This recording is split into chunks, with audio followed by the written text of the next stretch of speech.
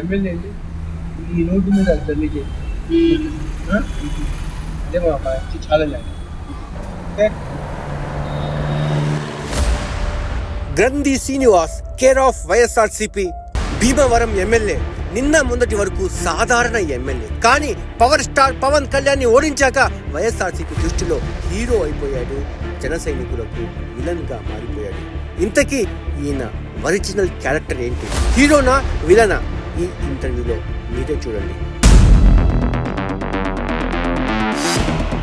నమస్కారం sir. Interview ఇక్కడ కాకుండా నాతో పాటు కాల్లో వస్తే మీకు అద్భుతమైన చోట తీసుకుని అక్కడికి వెళ్ళాలా. కానీ మీ గన్మ్యాన్లు, మీ మంది మార్మానము, మీ పిఏలు ఎవ్వరు లేకుండా సింగిల్గా రావాలి. అది రెడీ? అది ఈ ఎలక్షన్ టైంలో రిస్క్ కూడా అవుతుంది. అది ఎక్కడికి తీసుకెళ్తున్నా అని చెప్పి నేను చెప్పలేదు. మీరు కార్ ఎక్కేశారు, నేను ఎక్కడి నుంచి తీసుకుని పోవచ్చు, పర్వాలేదా? మీకు ఎక్కడికైనా తీసుకెళ్ళచ్చు, ఎక్కడికైనా కూడా ఎక్కడికైనా తీసుకెళ్ళచ్చు. మొత్తానికి అది ఆ రహస్యంగా ఉంచాలి. ఎక్కడికి తీసుకెళ్తాను తీసుకెళ్ళచ్చు సార్. నేను షేక్ అవుతుంటాను. దిగుతాం చెప్పాలి ఎందుకు ఉన్నాయి రోడ్లు అని చెప్పి. ఈ రోడ్డు గురించి చెప్తాను. ఇక్కడ రావండి. ఒక్కసారి ఏమనుకో దిగుదాం. ఇప్పుడు చూడండి సార్, ఇంచుమించు ఒక 1.5 ఇంచ్ ఉంది కదా. అవును. ఎందుకు సార్ ఈ విధంగా ఇంత డ్యామేజ్ అయింది ఎంత సార్? మొత్తం ఈ రోడ్డు చూస్తే డ్యామేజ్ అయ్యి ఉన్నది. నిజంగా పాప కింద కూర్చుని చూపించారు, అంత చూపించక్కర్లా. నేను ఒప్పుకుంటాను, దీన్ని డ్యామేజ్ అయింది అనేది నేనే చెప్తాను. ఈ రోడ్డు మనం శాంక్షన్ చేసి రోడ్డు వేయడం జరిగింది. దీంట్లో కాంట్రాక్టర్ సంబంధించి నోటీసులు ఇవ్వడం జరిగింది. ఇతను 5 years మెయింటైన్ చేయాలి. 5 years మెయింటైన్ చేయవలసింది క్వాలిటీగా ఇస్తాడా లేదా అనేది క్వాలిటీ కంట్రోల్ వాళ్ళందరూ కూడా చెక్ చేయడం జరిగింది. ఎప్పుడైతే నోటీసులు ఇచ్చి అతనికి ఇవ్వాల్సిన పేమెంట్ కూడా ఉంది, ఇంకా సుమారు 40 lakhs దాకా 30 lakhs దాకా పేమెంట్ ఇంకా రిలీజ్ చేయాలి. పేమెంట్ నిలుపుదల చేయడం జరిగింది, నోటీసులు ఇవ్వడం జరిగింది. వెంటనే దాని మీద అతను కోర్టుకు కూడా వెళ్ళడం జరిగింది. ఎందుకంటే వర్క్ సరిగ్గా చేయలేదని చెప్పి అతని మీద చర్యలు తీసుకోవడానికి కూడా మేము సిద్ధపడ్డాం. ఓకే సార్, ఇప్పుడు ఇది చర్యలు, దీని మీద యాక్షన్ తీసుకుంటున్నారు. ఓకే. భీమవరం రోడ్లని ఇలా లేవంటారా? లేదు సార్, మనకు కాల్తో చూపించమంటారా? భీమవరం రోడ్ వెళ్దామండి. మేము వేసిన రోడ్లన్నీ కూడా చూపిస్తా. ఇది వచ్చేసరికి దీనికి ఇలా పోవడానికి కూడా కారణం ఏంటంటే మధ్యలో ఒక డ్రైన్ ఉండిద్దండి పూర్వం. ఇది మా ఫాదర్ మున్సిపల్ చైర్మన్ కూడా డ్రైన్ క్లోజ్ చేసి దీన్ని వైడెన్ చేసి పెద్ద రోడ్డు కింద చేయడం జరిగింది. పెద్ద రోడ్డుగా చేసిన తర్వాత ఇది ఇంచుమించుగా మనం రోడ్డు శాంక్షన్ చేసిన తర్వాత దానికి ముందుకి దీనికి ఇప్పుడు చూసుకుంటే కనుక మనం ఆ పక్కన డ్రైన్ తీసుకున్నారండి. ఒకసారి చూపిస్తారు. మనం ఎంత హైట్ లేపి ఈ రోడ్డుని పెంచామంటే అంతకు ముందు డ్రైన్ లెవెల్ ఇదండి. ఇది ఇంత లోతులో ఇంత కిందకు ఉండేది, డౌన్కి ఆ లెవెల్లో ఉండేది. లారీలు కూడా పెద్ద పెద్ద గోతులు ఉండి ఇక్కడ. నేను శాసనసభ్యుడు అవడానికి ముందు అంటే ఇక్కడ ఎందుకు సార్ డ్రైన్ ఇక్కడ డెల్టా ఏరియా కాబట్టి ఇలా జరుగుతుంది సమస్య కదండి. డిస్టర్బ్ అవుతుంది అంటే మధ్యలో డ్రైన్, పూర్వం డ్రైన్ ఉందండి. పూర్వం డ్రైన్ ఉండడం వల్ల డ్రైన్ ఉన్న దగ్గర స్టాండర్డ్స్ లేక మధ్యలో డౌన్ అయిపోతుంది. ఎన్నిసార్లు వేసినా కూడా మనం ఆ డ్రైన్ లెవెల్కి ఉన్నది ఇంతకు ముందు మనం రోడ్ వేయడానికి ముందు ఆ డ్రైన్ లెవెల్కి పెద్ద పెద్ద పెద్ద గోతులు అనమాట. ఎందుకంటే దాని విజువల్స్ ఇప్పుడు లేవు. అప్పుడు విజువల్స్ ఇప్పుడు విజువల్స్ డిఫరెన్స్ చూస్తుంటే కనుక మనకి క్లియర్గా మీకు తేడా తెలుసు. అతను పేమెంట్స్ ఆపాము, తర్వాత దానికి సంబంధించి అతను కోర్టుకి వెళ్ళాడు. అంతా కూడా అతని మీద యాక్షన్ తీసుకోవడం జరిగింది. అయితే రోడ్డు వేసామండి, ఇది వేసిన రోడ్డే పాడైపోయింది. చూడడానికి మీరు చాలా నైస్గా సూపర్గా ఉన్నారు. కానీ నేను అనుకున్నాను మీ బొగ్గకు ఒక చిన్న ఘాటు, ఇక్కడ చిన్నపాటి ఇది పెట్టి ఒక రౌడీ సినిమాలు ఎలా చూపిస్తారో అలా ఉంటారేమో అనుకున్నాను సార్. అంటే పవన్ కళ్యాణ్ గారు చెప్పింది ముఖ్యంగా భీమవరంలో కావాల్సింది రౌడిజం ని కట్టడి చేయాల్సిన అవసరం సార్. ఏ ఆధారం లేకుండా పవన్ కళ్యాణ్ మిమ్మల్ని రౌడీగా సంబోధిస్తారంట.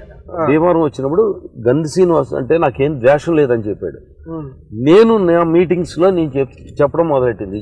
ఎందుకంటే పవన్ కళ్యాణ్ గారు యాక్సెప్ట్ చేశాడు, నేను ఇక్కడ అవినీతి లేదు అంటే. ఇప్పుడు 4 వాల్ మధ్య మీకు ద్వేషం లేదు, మంచి అభిప్రాయం ఉంది అని చెప్పారా? అవును చెప్పాడు. అది నిజమా? నిజమా. ఇక్కడున్న భీమవరం వైసీపీ ఎమ్మెల్యే కూడా వ్యక్తిగతంగా నాకు శత్రుత్వం ఏం లేదు.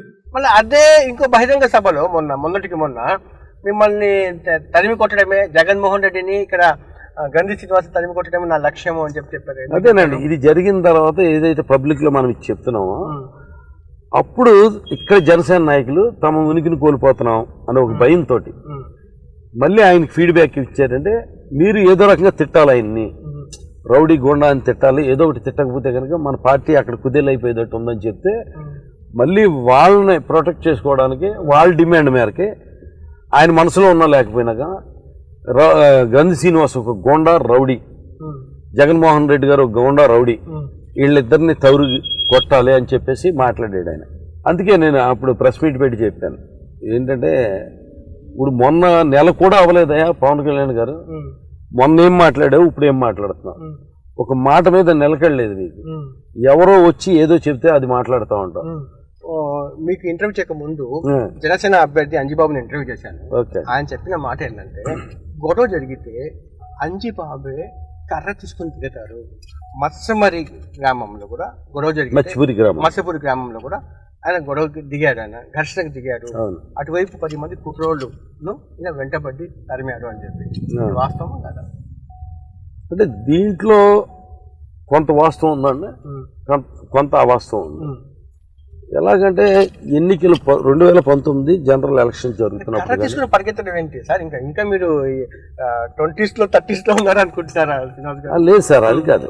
అంటే మీరు ఒక సామెత ఉంది మనకి, ఒక పిల్లిని ఒక గదిలో పెట్టి కొడతా ఉంటే పిల్లి కూడా పుల్లాగా తిరగబడుతుంది. ఒకరోజు వీరవసరం పోలింగ్ బూత్ లో వెళ్తే అక్కడికి ఒక 200 మంది జనసేన కార్యకర్తలు ఒక్కసారి మీద పడబోయారు. నేను చాలా ఉద్రేకానికి గురయ్యాను అప్పుడు. ఇప్పుడు నేను భీమవరంలో సర్వీస్ చేసినాడు, గతంలో 2004 నుంచి 2009 దాకా ఎమ్మెల్యేగా పనిచేశాను.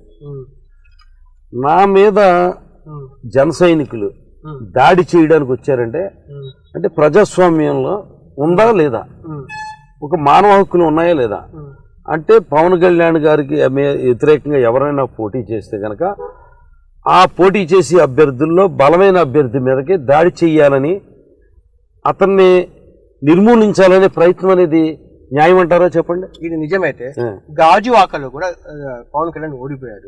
అక్కడ మీద ఆయన మీద గెలిచిన రెడ్డి గారి మీద ఇలాంటి చేష్టాలు, ఇలాంటి కక్ష సాధింపు చేయలేదు పవన్ కళ్యాణ్. మీరు మంచి క్వశ్చన్ అడిగారు. ఎందుకంటే గాజు ఆకలో పోటీ చేసింది నామినేషన్ వేసింది. ఒక జనసేనకు సంబంధించి రాష్ట్ర వ్యాప్తంగా ఎలక్షన్లో 137 సీట్లు ఎన్నో పోటీ చేసింది. కానీ యాక్చువల్గా జనసేన పార్టీకి సంబంధించి ఒక రాష్ట్రం అంటే కనుక నరసాపురం పార్లమెంటే, దీన్నే ప్రధానంగా తీసుకున్నారు. ఎందుకంటే భీమవరంలో 10 రోజులు పవన్ కళ్యాణ్ గారు ఇక్కడ ఉన్నాడు, పర్యటనలు చేశాడు. అలాగే నాగబాబు గారు మొత్తం 7 నియోజకవర్గాలు కూడా పర్యటన చేశాడు. వాళ్ళ కుటుంబ సభ్యులందరూ కూడా ఇక్కడే పర్యటన చేశారు. ఆఖరికి నేహారిక కానీ, అల్లు అర్జున్ కానీ మొత్తం టోటల్గా ఇక్కడే కాన్సన్ట్రేట్ చేశారు తప్ప దీన్నే తమ పోటీ చేస్తున్న అసలైన నియోజకవర్గంగా తీసుకున్నారు తప్ప గాజువాకను అయితే కనుక పట్టించుకున్న పాపానే పోలేదు. కానీ ఇంత విజయం సాధించిన మీరు చాలా స్ట్రాంగ్ వ్యక్తి అనుకున్న పవన్ కళ్యాణ్ ఓడిపోయాడు ఇక్కడ. అవును, అటువంటి వ్యక్తికి గుండెలు పెట్టుకుని చూసుకోవాల్సిన వైఎస్ఆర్సీపీ ఆ స్థానం ఇది ఇవ్వలేదంటాడు. నిజమేనా? ఓపెన్ గా మాట్లాడతాం. ఎవరినండి? నన్నా సార్, ఎందుకంటే జగన్మోహన్ రెడ్డి గారు చుట్టూ కొంతమంది సలహాదారులు ఉండొచ్చు, కోటరీ ఉండొచ్చు. అలాగే మా జిల్లాకు సంబంధించిన చాలా మంది ఆ కోటరీని ఇన్ఫ్లుయెన్స్ చేయొచ్చు. రాజకీయంగా అనేక కారణాల వల్ల నన్ను అంటే నాకు గుర్తింపు అంటే ఏంటంటే మంత్రి పదవి ఇవ్వకపోవడం అనేది మీ ఉద్దేశంలో అంతే కదా. కానీ డెవలప్మెంట్ విషయంలో కానీ వాటి విషయంలో కానీ జగన్మోహన్ రెడ్డి గారిని నేను అడిగిన అలా కూడా చేసి పెట్టారు ఆయన. ఒక మంత్రి పదవి విషయంలోకి వచ్చేసరికి నేను టైం నమ్ముతాను. మనకి టైం కలిసి రావాలి, టైం బాగుంటే ఆటోమేటిక్గా మనకు అన్నీ వస్తాయి. టైం బాగున్నప్పుడు మనకి ఏది రాదని నేను ఎక్కువగా టైంను ఒకటి నమ్ముతాను. పోతే దానికి తగ్గట్టుగా మనం చూసుకుంటే కనుక ఇప్పుడు సజ్జల గారు కానీ, విజయసాయి రెడ్డి గారు కానీ, సుబ్బారెడ్డి గారు కానీ వీళ్ళందరూ కూడా ఏంటంటే వీళ్ళందరినీ ఇక్కడ ఉన్న వాళ్ళ మా చుట్టుపక్కల ఈ జిల్లాలో అంటే ఉమ్మడి జిల్లాలో ఉన్న వాళ్ళు చాలామంది కూడా ఎక్కువగా రేపో బెండింగ్ చేస్తూ ఉంటారు, ఎక్కువగా కలుస్తూ ఉంటారు. ఇది జరుగుతూ ఉంటుంది. నేను ఎప్పుడు కూడా నియోజకవర్గ ప్రజలకే పరిమితం అయిపోయి ఉండిపోతాను. ఒక లాబింగ్ కానీ అది కానీ ఇది కానీ చేయకపోవడం అనేది అది నేను మంత్రి పదవిని సాధించడంలో నాకున్న డిసడ్వాంటేజ్ ఏమో అనుకుంటున్నాను నేను, అంతే తప్ప. కొన్ని విషయాలు ఓపెన్గా మాట్లాడాలి. చెప్పండి. అంటే నిజాలు కూడా చెప్పుకోవాలి, మాట్లాడుకోవాలి. మీ అపోనెంట్ అంజిబాబు ఇప్పుడు ఉన్నాడు, అతనికి ఉండే పేరు ఏంటంటే అతని వల్ల లాభం లేదు, అతని వల్ల నష్టం లేదు అని ఒక పేరు ఉన్నది. మీ విషయానికి వస్తే ఏంటంటే మీరు నమ్ముకున్న వాళ్ళ విషయంలో గట్టిగా నిలబడిపోతారు అని ఒక పేరు ఉన్నది. ఇది కరెక్ట్ అంటారా సార్? ఒకటి సార్, తప్పు చేస్తే కనుక నా సొంత వాళ్ళైనా కూడా నేను లెక్క చేయను, దూరంగా పెడతాను. ఈ వైఖరే ఇటువంటి ఇప్పుడు ఎలాగైనా కూడా కాపాడాలని చెప్పి ఒక ఆలోచన లేదు సార్. తప్పు చేసిన వాళ్ళని సమర్థించాను నేను, తప్పు చేసిన వాళ్ళని సమర్థించాను. నేను ఎప్పుడు కూడా న్యాయం తరఫున ఉంటాను, ధర్మం తరఫున ఉంటాను. గతంలో 2004 నుంచి 2009 వరకు ఎమ్మెల్యేగా చేసినప్పుడు ఇటువంటి ఇబ్బంది లేదు. ఎప్పుడైతే జనసేన అనే పార్టీ అనేది వచ్చిన తర్వాత ఒక రాజకీయాల్లో ఒక కొత్త ఒక ఫ్యాక్షన్ లాంటిది వచ్చింది. నేను చెప్పాను కదా మీకు, పవన్ కళ్యాణ్ గారి మీద పోటీ ఏంటంటే అభ్యర్థిగా గంధి శ్రీనివాస్ అనేది బలమైన అభ్యర్థి అని వాళ్ళందరూ అనుకోవడం వల్ల నేను బూతుల కాడికి వెళ్ళినప్పుడు కూడా నా మీద దాడులు చేయడానికి, దూషించడానికి, సోషల్ మీడియాలో అయితే కనుక ఇంకా చెప్పకూడదు, నిజంగా దారుణంగాను. నిజంగా ఒక మచ్చిపూరి గ్రామం ఎత్తారు మీరు. నేను అక్కడ స్పాట్లో అక్కడ వాళ్ళ నెగ్గారు, ఉత్సవాలు జరుపుకున్నారు, ఊరేగింపు జరుపుకున్నారు, పర్వాలా. కానీ ఒక దళితులు ఎవరైతే నేను ముందు అంతా చెప్పనివ్వండి కొంచెం ఫస్ట్ నుంచి జరిగిన దానికి కారణం ఏంటంటే చెప్తున్నాను. కానీ ఎవరైతే తమకి ఓటేయలేదో దళితులు, ఆ దళితులను రెచ్చగొట్టే విధంగా దళిత పేటల్లోకి వెళ్ళి అక్కడ అవుట్లు వేసి జువ్వలు వేసి ఒక దళిత మహిళ సంబంధించిన ఇంటి మీద వాళ్ళు కాల్చిన మందుగుండు సామాగ్రికి సంబంధించి ఆ ఇల్లు ఫైర్ అవుతుంటే దాన్ని ఆపడం జరిగింది. ఆ దళిత మహిళ చీర అంటుకుంది, గబగబా ఆర్పడం జరిగింది. ఆవిడ మూగ. ఇది తెలిసిన తర్వాత వాళ్ళు ఫోన్ చేసినప్పుడు అక్కడి నుంచి ఇలా చేశారండి, ఇలా దాణు అన్నప్పుడు కనీసం మనం సంఘీభావం తెలియజేయడం అనేది, వాళ్ళకి మోరల్ సపోర్ట్ చేయడం అనేది అంతవరకు బాగానే ఉంది. అక్కడికి వెళ్ళి సంఘీభావం అందుకే ఇదే జరిగితే మీరు పోలీస్ స్టేషన్కి వెళ్ళి కంప్లైంట్ ఇప్పించి చట్టపరమైన చర్యలు తీసుకోవడానికి ప్రయత్నం సార్. మీరు అదే మొత్తం చెప్పలేమన్నారు కొంచెం. నేను ఆ మచ్చిపూరి గ్రామానికి వెళ్ళాను. వెళ్ళిన తర్వాత అక్కడ దిగి ఏం చేశానంటే, ఏంటి మీరందరూ పోలీసు అంతా ఇక్కడ ఉన్నారో, అసలు విక్టిమ్స్ ఎక్కడ ఉన్నారో ఏంటి అని అడుగుతున్నాను. దీనికి ఇంచుమించుగా కనుచూపు మేరలో ఒక 300-400 అడుగుల దూరంలో, 400 అడుగుల దూరంలో ఒక 25-30 మంది జన సైనికులు ఎర్ర కండవాలు వేసుకుని నేను దిగడం అయ్యి కూడా చూడడం జరిగింది. వాళ్ళు కామ్గా పక్కన అలా నుంచుని ఉన్నారు. వాళ్ళని సంఘీభావం తెలియజేయడానికి, వాళ్ళని పరగించడానికి వెళ్ళడానికి కూడా ఒక నేరం కింద లేకపోతే హేళన చేస్తూ, గేలి చేస్తూ, జెండాలు ఊపుతూ కారుకి అడ్డం వస్తే ఏంటి సార్, ఏం చేయాలి సార్? అంటే కారు ఆపి దిగాలా వద్దా? మొత్తం స్టోరీ అంతా విన్నాను కదా. అవును, మీ కులస్తులే కదా వాళ్ళు మీ మీదకి వస్తారు. నిజంగా అంటే మరి చెప్తే జనాలు నమ్మాలా? సరే సరే, మీరు అన్న పాయింట్కి వస్తాను. బాధ ఎక్కడ వస్తుందంటే సార్ అల్లా తప్ప వ్యక్తి అయితే చెప్పొచ్చు. శ్రీనివాస్ జోలికి వెళ్ళి మీరు దిగి మళ్ళీ వాళ్ళు బతికి బట్ట కట్టగలుగుతారా? లేదు సార్, అంత లేదు కానీ లేదు సార్, అంత లేదు కానీ బతికి బట్ట కట్టడం లేదు, అంతవరకు లేదు కానీ ఒకటి మీరు అన్న పాయింట్ ఒకటి, మీ సామాజిక వర్గమే కదా అని అన్నారు కదా, అక్కడే సార్ పెయిన్. అది పెయిన్ అక్కడే. నా సామాజిక వర్గం వాళ్ళే కదా వాళ్ళు. చాలా కాలంగా ఇది క్షత్రియ కమ్యూనిటీ వాళ్ళు ఎక్కువగా దీనికి ఉండేవాళ్ళండి. అవును, భీమవరంలో. అవునండి, చాలా కాలం, ఒక 30-40 సంవత్సరాలు 40 సంవత్సరాల వరకు తిన్నాము. అంటే మీలాంటి వాళ్ళు రావడం వల్ల కాపులు కూడా జనాభా నిష్పత్తి ప్రకారము మీరంతా పోగు చేసుకుంటారు. ఇలాగ మీలో మీరు కొట్టుకుంటే రోడ్డు చూస్తున్నారు కదా అన్నది, మీలో కొట్టుకుంటే ఆ గీత వచ్చేదా మీ కమ్యూనిటీలో? లేదు సార్, ఒకటి ఎలాగంటే ఒక కాపు అని అంటే కనుక పేరుకి అర్థం ఏంటంటే ఈ రోడ్డు అంతా కూడా స్టార్టింగ్ నుంచి అండి, ఈ రోడ్డు అంతా స్పీడ్ గా పని ఎక్కడన్నా మీకు గోతులు కంటిన్యూషన్ చేశాను మళ్ళీ మీకు. బాబు ఇక్కడ నువ్వు స్పీడ్ గా వెళ్ళు, స్లో చేయకరా, స్పీడ్ వాళ్ళు ఛాలెంజ్ సార్, ఇక్కడ మన కుదుపు రాకూడదు. ఈ ఛాలెంజ్ ని స్వీకరించిన ఎమ్మెల్యే తమ ఊర్లో అద్దంలా మెరిసే రోడ్లు కూడా ఉన్నాయని వాటిని చూపిస్తానంటూ అక్కడికి తీసుకుని వెళ్ళారు. నాకు ది బెస్ట్ రోడ్ నేను వేసింది చూపిస్తాను తీసుకొచ్చి ఇదే కదా ఇంకా బోల్డ్ రోడ్లు ఉన్నాయి. కానీ ఇక్కడ ఇది మీ నమ్మకమా రాదని చెప్పి బాబు నువ్వు స్లో చేయొద్దు, ఫాస్ట్ గా వెళ్ళు, కుదుపు వస్తుందో చూద్దాం ఫస్ట్.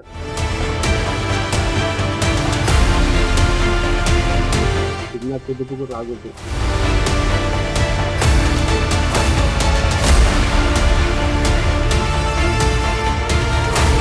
ఎక్కడ రాదు సార్, బ్రహ్మాండమైన రోడ్ ఇది. అసలు అంతకుముందు ఈ రోడ్డు చూస్తే చాలా ఘోరంగా ఉండేది. అంటే పాత విజువల్స్ ఉంటే మీకు డిఫరెన్స్ ఏంటన్నది తెలిసేది.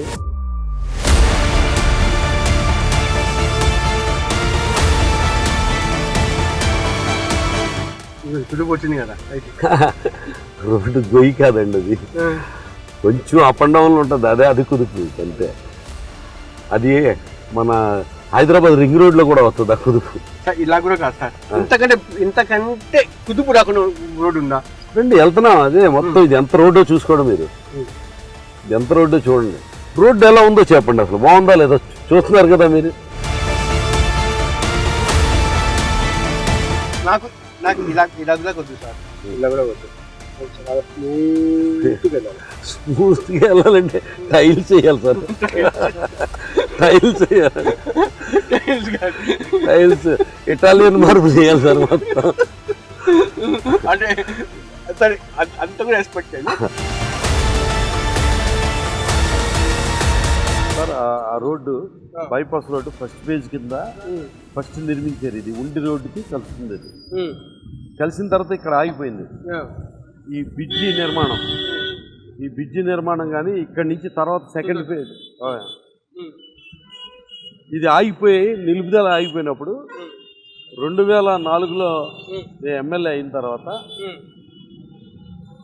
ఈ బ్రిడ్జి నిర్మాణం, అలాగే మార్కెట్ యార్డ్ వరకు, అంటే మార్కెట్ యార్డ్ అంటే రేపు పొద్దున కాబోయే జిల్లా కలెక్టర్ కార్యాలయం, అది అక్కడ వరకు ఈ బ్రిడ్జి ప్లస్ రోడ్డు నిర్మాణం చేయడం జరిగింది. ఈ బ్రిడ్జి నిర్మాణంలో కూడా ఏమైందంటే మనకి ఏదైతే వస్తుందో సెకండ్ ఫేజ్ మార్కెట్ యార్డ్ కాడి నుంచి రోడ్డు, తర్వాత ఉండి రోడ్ నుంచి ఫస్ట్ ఫేజ్లో వేసిన రోడ్డుకి యాక్చువల్గా డైరెక్ట్ అవ్వలేదు ఎక్కడ కూడా, ఇలా క్రాస్ వచ్చింది. క్రాస్ వచ్చినప్పుడు బ్రిడ్జి నిర్మాణం చేయాలంటే కనుక బ్రిడ్జి ఇలా క్రాస్గా నిర్మాణం చేయవలసిన పరిస్థితి వచ్చింది. ఈ బ్రిడ్జి క్రాస్గా నిర్మాణం చేయాలంటే కనుక బ్రిడ్జి శాంక్షన్ అయితే ఇలాగే వచ్చింది. కానీ రోడ్డు ఎలా వచ్చిందంటే కొద్దిగా అవతలకు వచ్చినప్పుడు మనకి ల్యాండ్ ఎక్విజిషన్ అనేది ఇప్పుడు మనం చూసుకుంటే కనుక లెఫ్ట్ సైడ్ ఉంది, రైట్ సైడ్ లేదు. అక్కడ రైతు ఉంటే రైతు దానికి అభ్యంతరం పెట్టాడు రోడ్డుని ఇటు జరపడానికి. అప్పుడు ఆ రైతుని మనం ఒప్పించి నా డాక్టర్ సత్యమూర్తి గారు ఆయనతో మాట్లాడి, సార్ బ్రిడ్జ్ నిర్మాణం ఆగిపోతుంది లేదా రోడ్డు నిర్మాణం ఆగిపోతుంది, దీనివల్ల పబ్లిక్ మీకు చెడ్డ పేరు వస్తుందంటే ఆయన నా మాట గౌరవించి సహకరించడం వల్ల యాక్చువల్గా ఈ రోడ్డు కూడా దీన్ని యువతలకి ఆయన సైట్లోకి జరుపుకుని ఆయన సైట్లోకి జరుపుకుని రోడ్డు నిర్మాణం చేయడం ఇచ్చారండి. ఎంతంటే ఒక 7-10 ఫీట్స్ లోపలికి వెళ్ళింది ఆయన్ని నిజంగా మోసం చేశాం. ఆయన ఎలా మోసం చేశానంటే నియోజకవర్గం కోసం మీకు యువతల R&Bది మిగిలిపోతుంది కదా ఆ రోడ్, R&Bది సైట్ మీకు ఇప్పించేస్తాను గవర్నమెంట్లో ఇచ్చేసి అని చెప్పి ల్యాండ్ ఎక్విజిషన్ సైట్ చేసిన సైట్ ఈ పక్క ఆగిపోయింది, మిగిలిపోయింది R&Bది. ఆయన సైట్లోకి వెళ్ళి ఈ సైట్ ఆయనకి ఇప్పిస్తానని చెప్పాను. తర్వాత నేను ఎమ్మెల్యే అవ్వాలా 2009 తర్వాత టికెట్ రాలా. తర్వాత ఇప్పుడు ఏదైతే ప్రజెంట్ అంతకుముందు ఎమ్మెల్యేగా ఉన్నాడో అంజిబాబు గారు ఆయన దగ్గరికి వెళ్ళడం జరిగింది. ఒకసారి ల్యాండ్ ఎక్విజిషన్ అయిపోయిన తర్వాత దాన్ని మళ్ళీ రిటర్న్ చేయడం అనేది టెక్నికల్గా చాలా ప్రాబ్లంతో కూడుకున్నది. కానీ ఏదో మనకి కురుక్షేత్రంలో చెప్పినట్టు అశ్వత్థామ అతహ కుంజరహ అన్నట్టుగా చిన్న అబద్ధం ఆడి పని పూర్తి చేయించాం. పని పూర్తి కారణం అదే. అవునండి, లేదంటే కనుక ఈ రోడ్డు ఇలా డైరెక్ట్ బ్రిడ్జికి లేదు, ఇక్కడికి వస్తుందండి రోడ్డు, ఇక్కడికి వస్తుంది, బ్రిడ్జ్ అటు ఉంటుంది. ఆయన సహకరించకపోతే కనుక మనం చిన్న అబద్ధం ఆడకపోతే కనుక ఇది అయ్యి ఉండేది కాదు. సార్, అక్రమ ఇసుకలో బాగా కోట్లాది రూపాయలు దోచేసుకున్నారు మీరు అనేది ఒక ప్రత్యర్థులు అంటున్నారు. మీకు ఏమాత్రం నిజం లేదంటారా? అక్రమ ఇసుక అండి. మాకు ఇసుక ఎక్కడదండి? ఎక్కడ ఏం లేదు. మాకు ఇసుక ఎక్కడదే. మైనింగ్ జగనన్న కాలనీకి గుడికి మనం అవన్నీ కూడా బందోబస్తు చేసి ప్రతి ట్రాక్టర్ కానీ ప్రతి లారీ కానీ మట్టి అక్కడికి వెళ్ళేటట్టుగా చేసుకున్నాం. ఇప్పుడు మట్టిలో కోట్లు వెనకేసుకున్నారు అని చెప్పి వాస్తవం కాదంటారా? ఎక్కడ సార్, అది చాలా దారుణం. అది చాలా దారుణం. మట్టిలో అసలు ఇక్కడ అసలు మీరు ఎవరినైనా ఉదాహరణకు మీరు తెలియాలంటే దీనికి ట్రాక్టర్లోళ్ళు, లారీలోళ్ళు, పూడికిలోళ్ళు ఉంటారో మీరు అక్కడికి వెళ్ళి ఎంక్వైరీ చేస్తే ఎటువంటి విచారణ చేసినా కూడా తెలిసిపోతుంది. మీకు పబ్లిక్లో అడిగినా తెలిసిపోతుంది. మీ పొలిటికల్ ఎలా ఉంటుందంటే మీకు ఇష్టమైన వ్యక్తులకు, మిమ్మల్ని నమ్ముకున్న వాళ్ళ కోసం మీరు ప్రాణమైన ఇస్తారు, అంత జాగ్రత్తగా చెప్పి. అంటే మీకు ఓటు వేయకుండా మీకు వ్యతిరేకంగా ఉంటే రాజకీయంగా వాళ్ళని సర్వనాశనం చేయడానికి కూడా సిద్ధంగా ఉంటారు మీరు అని అంటారు. వాస్తవం కదా? అటువంటిది ఏముండదండి. ఎప్పుడూ మంచి రిలేషన్ అందరూ ఉంటుంది, కానీ ఎవరో ఒకళ్ళిద్దరు ఉంటారండి. అకారణంగా వాళ్ళకి మనం ఏమీ చేయకపోయినా మనల్ని దూషించడం, బయట మన గురించి కామెంట్ చేయడం, మనల్ని ఇచ్చేసినప్పుడు మనం ఎలా మనకి అతను మీకు ఏదైనా నేను హాని చేసి ఉంటే నా గురించి మాట్లాడు. సో మిమ్మల్ని ఏమీ అనకుండా ఏమీ చేయకుండా మీరు రోడ్డు ఎక్కి నన్ను తిడతా ఉంటే నేను ఎలా ఊరుకుంటాను? ఎలా ఊరుకుంటాను చెప్పండి? ఎవరైనా ఊరుకుంటారా? ఇంకోటి, ఇప్పుడు మీరు కులరహిత రాజకీయం రావాలి అని చెప్పి అంటుంటారు. అవును. కానీ మీ వెనకాల ట్రావెల్ అయ్యే వాళ్ళు, ర్యాలీ అయ్యే వాళ్ళు ఎక్కువ మంది మీ క్యాస్ట్ వాళ్ళే ఉంటారు కదా? లేదు సార్, నా దగ్గర అందరూ ఉంటారు.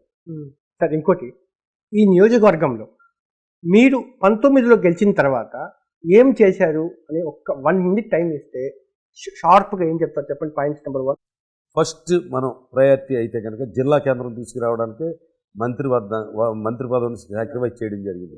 అవును. అలాగే హాస్పిటల్, ఏరియా హాస్పిటల్ చేయడానికి, 100 పడకల హాస్పిటల్ చేయడానికి 4 ఎకరాల భూమి మా కుటుంబం తరపున ఇవ్వడమే కాకుండా దానికి గతంలో ఉన్న 10.15 కోట్లతో పనులు పూర్తి చేయడమే కాకుండా ఇంకొక 28 కోట్ల రూపాయలు శాంక్షన్ చేయడం జరిగింది. గతంలో డెల్టా మోడరైజేషన్లో భాగంగా యనముద్దు డ్రైన్ మీద పెట్టిన బ్రిడ్జిలకి 4 పెడితే వాళ్ళు 3 నిర్మించడం జరిగింది. 3 కూడా 38 కోట్లు రోడ్లకు అనుసంధానం చేయడానికి అప్రోచెస్కి శాంక్షన్ చేయడం జరిగింది. టెండర్ పిలిపించడం కూడా జరిగింది.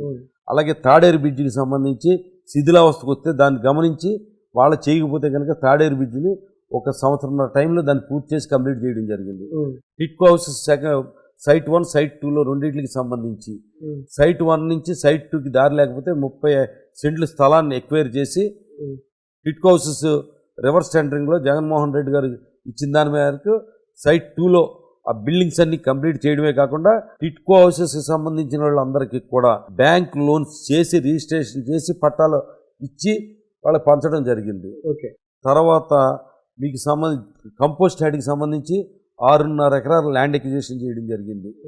అలాగే పేదలకు ఇళ్ల స్థలాలకు సంబంధించి సుమారు 75 ఎకరాలు మళ్ళీ భీమవరంలో భూసేకరణ ఒక చోట, అలాగే విశాఖడోర్ లేఅవుట్లో ఒక 45 ఎకరాల దాకా, అది ఇంచుమించుగా 110 ఎకరాలు ఇప్పుడు కొని సేకరించడమే కాకుండా 10 సెకండ్ ఇంకా కాకుండా 60 ఎకరాలు రిజర్వ్ అంతకుముందు ఉన్న సైట్ను కూడా ఇంచుమించి ఇవ్వడం జరిగింది. హాస్పిటల్ ఒకటి కట్టారు కదా, హాస్పిటల్కి సంబంధించి 4 ఎకరాలు ఇచ్చి 10.15 కోట్లతో ఉపయోగించుకోవడంతో పాటు ఇంకో 28 కోట్ల రూపాయలు శాంక్షన్ చేసుకొచ్చి ఏరియా హాస్పిటల్గా దానికి మళ్ళీ 28 కోట్లకు కూడా శంకుస్థాపన చేసుకోవడం జరిగింది. అలాగే ఇంచుమించు రోడ్లు. ఇప్పుడు ఈ అవకాశం ఇస్తే నెక్స్ట్ టైం మీకు ఇంకా 1 minute టైం ఇస్తాను, ఏం చేస్తారు ఈ భీమవరం కోసం? నెక్స్ట్ మొన్న సీఎం గారు వచ్చినప్పుడు అడగడం జరిగింది, ఏదైతే ప్రభుత్వ హాస్పిటల్ దగ్గర ఫుట్పాత్ బ్రిడ్జ్ ఉందో ఫుట్పాత్ బ్రిడ్జి ఏ టైంలో వెళ్ళినా కూడా చాలా కిక్కిరిసిపోయి ఉంటుంది, పబ్లిక్ ఇబ్బందిగా ఉంది, సౌకర్యం లేదు. బ్రిడ్జి పక్కనే ఇంకో బ్రిడ్జి శాంక్షన్ చేయమని అడగడం జరిగింది. సీఎం అష్యూరెన్స్ సాధించడం జరిగింది. ఆ బ్రిడ్జి నిర్మాణం చేయడం జరుగుతుంది. అలాగే వీరవసరం మండలానికి సంబంధించిన తొక్కోడు డ్రైన్ ఒకటి నిర్మాణం, దానికి కూడా అష్యూరెన్స్ తీసుకోవడం జరిగింది. అలాగే మనం చూసుకుంటే కనుక వీరవసరం మండలంలోనే మరొక బ్రిడ్జి కూడా అడగడం జరిగింది, దాన్ని కూడా అష్యూరెన్స్ తీసుకోవడం జరిగింది. రేపు మళ్ళీ గెలిచిన తర్వాత భీమవరానికి సంబంధించి అండర్ గ్రౌండ్ డ్రైనేజీ నిర్మాణం ఒకటి చేయడం జరుగుతుంది. ఇంకా భీమవరానికి సంబంధించిన ప్రతి అభివృద్ధి కార్యక్రమాలు కూడా ముందుకు తీసుకెళ్ళడం జరుగుతుంది. సార్, మీకు నమ్ముకుంటే మీకు ఇష్టమైతే ప్రాణమనే పెట్టారంట, మీకు కష్టం అనిపిస్తే మీకు వ్యతిరేకంగా నిలబడితే మీరు నాగపాము పగలాగా పగ సాధిస్తారు అంటారు, నిజమేనా? నాకు అంజిబాబు చెప్పారు మార్నింగ్ గారు. ఆయన ఏం లేదు సార్, అది ఆయన అలా మన మీద దుష్ప్రచారం చేయడం తప్ప జనరల్గా మనకి ఎవరైనా సరే నా కోపం కూడా ఏదైనా సరే ఎప్పుడైనా సరే ఎవరన్నా నాకు చేయలేదని, ఎందుకంటే ఇక్కడ తెలుగుదేశానికి సంబంధించి కానీ గతంలో కాంగ్రెస్ ఉన్నప్పుడు కానీ లేదా ఇప్పుడు వైసీపీ ఉన్నప్పుడు కానీ చాలామంది ఇతర పార్టీల వాళ్ళందరూ కూడా జనవరి 1 వస్తే విశేష చెప్తూ ఉంటారు. వాళ్ళ పెళ్ళిళ్ళు ఫంక్షన్స్ ఉంటే మమ్మల్ని పిలుస్తారు, మేము వెళ్తాం. మా ఫంక్షన్స్ ఉంటే వాళ్ళు పిలుస్తాం, వాళ్ళు వస్తూ ఉంటారు. మాకు అటువంటివి కూడా ఉండవు, నిజంగా కక్షలు కార్పణ్యాలు ఉండవు. కానీ దగా మోసంతో కూడుకున్నది. ఉదాహరణకు ఒకటి చెప్తారు మీకు. ఇక్కడ బాంబే స్వీట్ బాపిరాజు గారు అని ఒక ఆయన ఉన్నాడు. అంజిబాబు గారికి సంబంధించిన సొంత మనిషి. అతను ఇక్కడ భీమవరంలో తెలుగుదేశం జెండా పట్టుకుని తిరుగుతాడు. తెలుగుదేశం పార్టీకి పనిచేస్తాడు, తెలుగుదేశం పార్టీకి ఓటేస్తాడు. అదే నరసాపురం వెళ్తే వైఎస్ఆర్సీపీ జెండా పట్టుకుంటాడు. ప్రసాద్ రాజు గారు మీటింగ్ ఉంటే కనుక అక్కడ భోజనాలు అవన్నీ కూడా వడ్డింతూ ఉంటాడు. ఇటువంటి వాళ్ళని క్షమించమంటారా? నువ్వేదో ఒక జెండా పట్టుకో, ఏదిగా నీతిగా నిలబడు. నీతిగా నిలబడకపోతే కనుక దాన్ని క్షమించి వదలలేను. ప్రసాద్ రాజు గారు 14లో ఆయన్ని నన్ను జాయిన్ చేసుకోమన్నాడు వైఎస్ఆర్సీపీలో. ఎందుకు సార్, మనం పెళ్లి చేసుకుంటాం అనుకో అంజిబాబుతో కాపురం చేస్తూ ఉంటాడు అన్నాను. ఇటువంటి వాళ్ళు రూల్స్కి వ్యతిరేకంగా ఒక బిల్డింగ్ కన్స్ట్రక్షన్ చేస్తే దాన్ని బిల్డింగ్ కన్స్ట్రక్షన్కి ఆపడం జరిగింది. నిజంగా కక్ష సాధించేవాడిని అయితే కనుక ఆ బిల్డింగ్ని కూలగొట్టించేవాడిని నేను. అంతేకాదు, కక్ష సాధింపు కూడా కాదు, అతను 2 సార్లు వచ్చి రిక్వెస్ట్ చేస్తే ఇంక నేను యాక్సెప్ట్ చేసేసి ఓకే అనేసి మూమెంట్లో నా మీద దుష్ప్రచారం చేశారు. నాకు ఒక 50 లక్షలు ఇస్తున్నట్టు, తర్వాత దాన్ని 2 కోట్ల రూపాయలు ఇస్తే బిల్డింగ్కి కట్టుకోవడానికి ఓకే అన్నట్టు. ఇంకోసారి ఒక ఆవిడ పెద్ద మనిషి వచ్చి ఆవిడ ఒక ఫ్లోర్ నీకు రాసి ఇచ్చేస్తాను, నువ్వు ఆ బిల్డింగ్కి ఓకే చేసి ఇబ్బంది పెట్టద్దు అన్నట్టు. అంటే అతను బిల్డింగ్ కన్స్ట్రక్షన్ చేసి ఉంటే కనుక 50 లక్షలు తీసుకున్నది కరెక్టే, 2 కోట్లు తీసుకున్నది కరెక్టే. ఆ పై ఫ్లోర్ ఎవరికన్నా అమ్ముకుంటే కనుక అతను నా బినామీ అని ప్రచారం చేయడం కూడా కరెక్ట్ అవుతుంది. ఇంకో విషయం సార్, జనరల్గా మీరు చిన్నప్పటి నుంచి కృష్ణ ఫ్యాన్స్ అంట కదా? అవును, కృష్ణ ఫ్యాన్స్, చిరంజీవి ఫ్యాన్స్ కదా? ఎందుకు కృష్ణ ఎందుకు తెగ నచ్చేశారు? మేము మా చిన్నప్పుడు హెయిర్ స్టైల్ కూడా అప్పుడు చిన్నప్పుడు కృష్ణ హెయిర్ స్టైల్ కాదండి, కృష్ణ గారు రకరకాల హెయిర్ స్టైల్స్ ఉంటాయి కదా. మా చిన్నతనానికి అప్పటికి చిరంజీవి రాలేదు కదండి. అప్పుడు ఎన్టీ రామారావు, కృష్ణ, ఏఎన్ఆర్, శోభన్ బాబు. అవును. దాంట్లో మా సినిమా కృష్ణ అంటే కృష్ణ గారి అభిమానులు మేము. అలాగే కృష్ణ గారి అభిమానులుగా మేము ఏంటంటే ఇక చిన్న పిల్లలు ఎలా ఉండేదంటే ఎన్టీ రామారావు పోస్టులు కనబడితే పేడ కొట్టేవాళ్ళం, ఎన్టీ రామారావు పోస్టులు కనబడితే చింపేసేవాళ్ళు. కృష్ణ ఫ్యాన్స్ అంటే కనుక సినిమా చూసేసిన తర్వాత రోజు వెళ్ళి మన కృష్ణ సినిమాకి ఎన్ని సైకిళ్ళు వచ్చినాయి అంటే ఎంత బాగా కలెక్షన్ ఉందంటానికి సైకిల్ లెక్క పెట్టుకుంటే వెళ్ళేవాళ్ళు. కృష్ణ అంటే అంత పిచ్చ ఆయన అంటే సినిమా కృష్ణ అంటే. ఇప్పుడు యంగ్ హీరోలో ఎవరున్నారండి? యంగ్ హీరోలో రామ్ చరణ్ అంటే నాకు ఇష్టం. అలాగని ప్రత్యేకమైన ఇదివరకు చూసారా మేము అనేవాళ్ళు ఎన్టీ రామారావు అంటే ద్వేషం, అంటే కృష్ణకి ఎన్టీ రామారావుకి పోటీ. ఎన్టీ రామారావుని అయితే ద్వేషించేవాళ్ళం మేము, రకరకాలుగా మేము మా కామెంట్లు కూడా చేసేవాళ్ళం. వాళ్ళు ఏం చేసేవారంటే బిండప్పారావు అనేవారు మా కృష్ణ గారిని, మేము ఎన్టీ రామారావుని ఇంకో రకంగా తిట్టేవాళ్ళం, ఎద్దొడ్డిగాళ్ళని లేకపోతే ఇంకోటని విమర్శించేవాళ్ళు. అలాంటి దురాభిమానం లాంటిది లేదు. కానీ రామ్ చరణ్ అంటే నాకు ఎందుకంటే ఇష్టం అంటే కృష్ణ గారి లక్షణాలు ఉన్నాయి. దాతృత్వం కానీ మిగతా సాటి హీరోలతో అందరితో స్నేహంగా ఉండడం కానీ అవన్నీ చూసినప్పుడు కృష్ణ గారు ఆ స్మైల్, జెన్యూన్ స్మైల్ ఏదో ఉందో అది నాకు నిజంగా రామ్ చరణ్లో కనపడుతుంది. అలాగని రామ్ చరణ్ కనపడితే నేనేమి దగ్గరికి వెళ్ళి కలలేను, ఎందుకంటే సెలబ్రిటీ ఎలా ఉంటారో ఏంటో నాకు తెలుసు. ఇలా అభిమానించడం వరకు అభిమానిస్తారు, రామ్ చరణ్ అభిమానిస్తారు. అలాగని ఇప్పుడు మహేష్ బాబు కూడా బాగుంటాడు. అలాగే జూనియర్ ఎన్టీఆర్ని ముందు ద్వేషించేవాడు. ఫస్ట్లో ఆయన యాటిట్యూడ్ తర్వాత అందరు గర్వంగా ఉండేవాడు. యాటిట్యూడ్ మార్చుకుని అతను కూడా అందరితో స్నేహంగా ఉండడం అవన్నీ చేసిన తర్వాత గ్రేట్ పర్సన్ అంటే తను మార్చుకున్నాడు, తన లోపాన్ని తెలుసుకుని మార్చుకున్నాడు అని జూనియర్ ఎన్టీఆర్ని కూడా ఇష్టపడుతున్నాం. అంటే చార్మింగ్గా ఎక్కువగా ఇష్టపడేది ఎవరంటే రామ్ చరణ్. ప్రభాస్ కూడా ఆయన్ని కూడా సినిమా బాగుంటే ఆ యాక్టింగ్ బాగుంటే ఇష్టపడతాం, బాగోలేదంటే బాగోలేదంటే. ధన్యవాదాలు సార్ మీరు మాకు అవకాశం ఇచ్చినందుకు. Thank you sir, thank you. నమస్తే, నేను మీ జాఫర్. మీకు నేను మా టీం చేసే వర్క్ నచ్చితే మీరు సబ్స్క్రైబ్ చేయడం మర్చిపోవద్దు. సబ్స్క్రైబ్ చేయడంతో పాటు పక్కన ఉండే బెల్ ఐకాన్ కూడా ప్రెస్ చేయండి. 85% వాళ్ళు జస్ట్ ఛానల్ మీదకి వచ్చి కంటెంట్ చూసి వెళ్ళిపోతున్నారు తప్ప సబ్స్క్రైబ్ చేయట్లేదు. దీనివల్ల ఏంటంటే మేము తయారు చేసే కంటెంట్ మీ దాకా రావట్లేదు. మా రిక్వెస్ట్ ఏంటంటే ప్లీజ్ సబ్స్క్రైబ్. ఇట్లు మీ జాఫర్.